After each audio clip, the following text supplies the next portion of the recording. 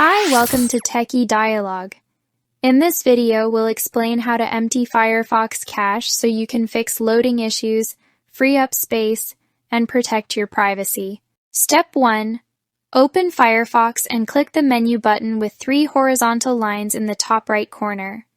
This opens the main menu where browser settings are located. Step 2. Click History from the menu. This section contains your browsing activity.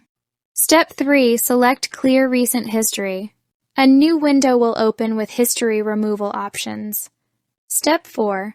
Choose the time range you want to clear, such as last hour, today, or everything. You want to remove the cookies and site data and cached web content. Step 6. Click the checkbox Temporarily Cached Files and Pages, then click Clear. Firefox will delete the selected data from your browser. Your browser caches are now successfully cleared. Thanks for watching, and don't forget to subscribe to Techie Dialogue for more simple and helpful Firefox tutorials.